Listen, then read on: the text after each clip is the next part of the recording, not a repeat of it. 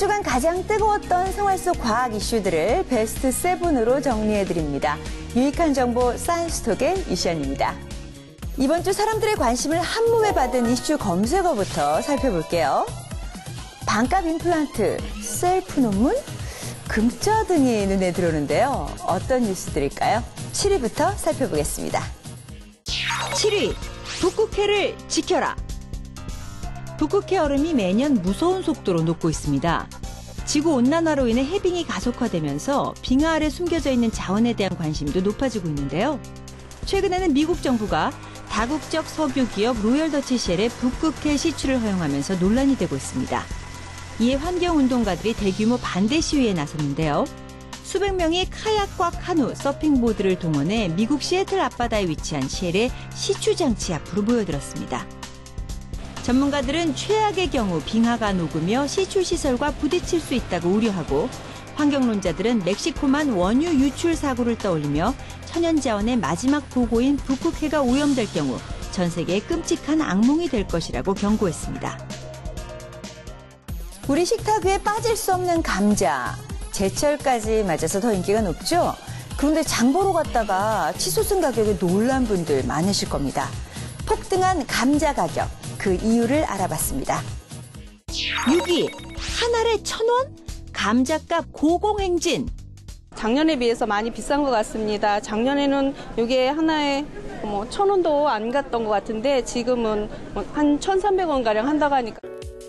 100g에 490원, 한 알에는 1,000원이 넘습니다. 그야말로 금값인데요. 작년 이맘때보다 40%나 오른 가격입니다. 감자 가격이 급등한 것은 지난해 전국을 휩쓴 달콤한 감자칩 열풍 때문인데요. 제과업체는 경쟁적으로 비슷한 제품들을 쏟아내고 집에서는 직접 달콤한 감자칩을 만들어 먹는 것이 유행처럼 번졌습니다. 봄 햇감자 작황이 좋지 않아 공급은 줄었는데 감자칩 열풍으로 수요는 크게 늘어난 셈이죠.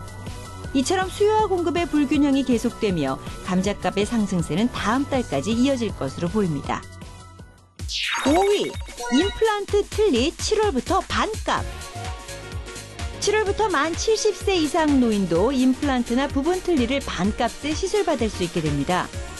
보건복지부는 노인 치과 건강보험 적용 연령을 75세에서 70세로 낮추는 계획을 오는 7월 1일부터 시행하기로 했는데요. 이제 약 120만 원 상당의 임플란트와 부분 틀니 치료를 받을 경우 절반인 60만 원 정도만 부담하면 됩니다. 또 보건복지부는 내년 7월부터 적용 대상을 만 65세 이상까지 넓혀갈 계획입니다.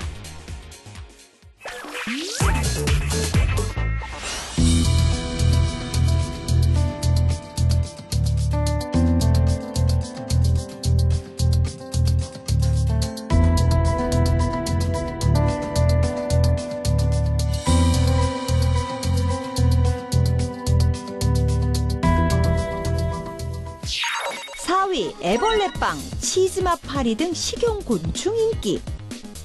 지금은 이른바 먹방 시대. 하지만 식량이 부족하면 인간은 과연 무엇을 먹어야 할까요? 그 대안 식량으로 곤충이 떠오르고 있습니다.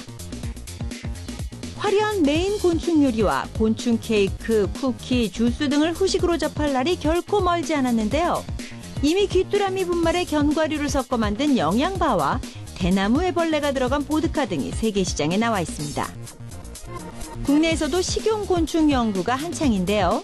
농림축산식품부는 이번에 귀뚜라미와 장수풍뎅이 애벌레를 식품 원료로 사용할 수 있도록 허가할 예정으로 곤충의 식품 원료화로 신시장을 창출할 계획입니다. 3위, 데이터 요금 시대 개막. KT와 LG U+에 이어 SK텔레콤이 데이터 선택 요금제를 전격 도입했습니다. 이동통신의 소비 패턴이 음성에서 데이터 중심으로 바뀐 결과인데요. 3사 이동통신 매장에는 최근 출시된 요금제 관련 문의가 끊이지 않았습니다. 아예 기본료에 전화요금이 포함되면 데이터 요금을 좀 많이 아낄 수 있지 않을까 해서 한번 알아보러 나왔습니다. 지난 7일 KT가 음성통화와 문자는 무료로 제공하고 데이터에 따라 요금을 선택할 수 있게 한 파격적인 요금제를 선보였습니다. 그 후 LG U+가 일주일 만에 비슷한 개념의 요금제를 내놓는 데 이어 SK텔레콤도 이에 가세했는데요. 데이터 선택 요금제, 어떤 사람들이 사용하면 좋을까요? 간단히 말하면 통화량이 많거나 기존에 8만 원대에서 10만 원대 데이터 무제한 요금을 쓰던 이들이라면 이 요금제로 갈아타는 것이 유리합니다. 하지만 그 외에는 기존 요금제와 꼼꼼히 비교해보고 선택하는 것이 현명한데요. 평소 사용하는 통화량과 데이터 사용량을 살펴 변경 여부를 결정하는 것이 중요할 것 같습니다. 2위, 일파만파 퍼지는 백수호 파문. 가짜 백수호 논란이 새로운 국면을 맞았습니다. 진짜 백수호가 건강기능식품으로서 효능을 갖고 있는지가 쟁점으로 떠오르고 있는데요. 2010년 백수호가 건강식품으로 인정받기 직전 내추럴 엔도텍 측이 식약처에 제출한 논문에 따르면 백수호와 당귀 등 혼합물을 여성 24명에게 투여했더니 58%가 갱년기 증상이 호전됐다라는 실험 내용이 담겨 있습니다. 관련 논문의 저자 명단에도 대표 이름이, 나머지 공동 저자에는 내추럴 엔도텍의 직원들이 올라 있습니다. 업체 관계자들이 쓴 논문이 백수호 인증의 주요 근거로 쓰인 겁니다. 이런 가운데 지난 19일 대한가정의학회는 백수호 관련 국내외 논문을 모두 분석한 결과 갱년기 증상에 관한 효능을 인정하기 어렵다라고 결론을 내렸는데요. 이에 따라 진짜 백수호마저 부적절한 건강기능식품으로 밝혀질 경우 사태가 일파만파 확산될 것 같습니다. 현재 제품을 복용한 소비자들은 판매사와 제조사는 물론 식약처를 대상으로 정신적 피해와 의학적 부작용에 대한 집단 소송을 추진하고 있습니다. 사이언스톡 베스트 7 1위만을 남겨놓고 있는데요. 이번 주 한반도 사드 배치 논란이 다시 수면 위로 떠오르면서 연일 뉴스를 장식했습니다. 박근혜 대통령은 사드에 대해 요청도 협의도 결정도 없다는 3노 원칙을 고수하고 있는데요. 최근 미국이 한반도 사드 배치에 대해 날이 갈수록 노골적인 압박을 가하고 있습니다. 1위, 끝나지 않은 사드 배치 논란, 정부의 입장은?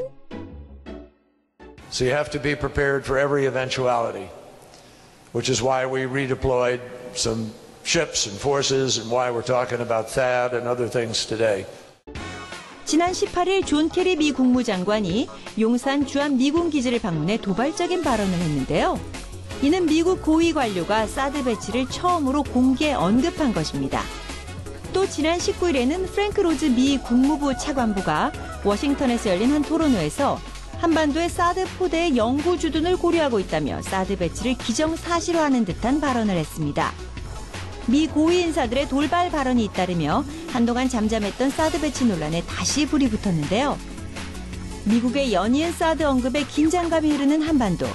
과연 다음 달 열리는 한미 정상회담에서 정부가 이 난제를 어떻게 헤쳐나갈지 관심이 모아지고 있습니다.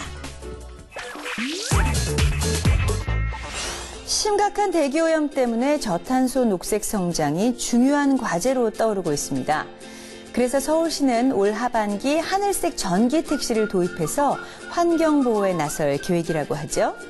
오염물질을 내뿜지 않아서 대기질 개선에도 효과적이라고 하는데 하늘색 택시가 맑은 서울 만들기에 도움이 되길 바라봅니다. 사이언스톡, 저는 다음 시간에 더욱더 알찬 정보로 인사드리겠습니다. 고맙습니다.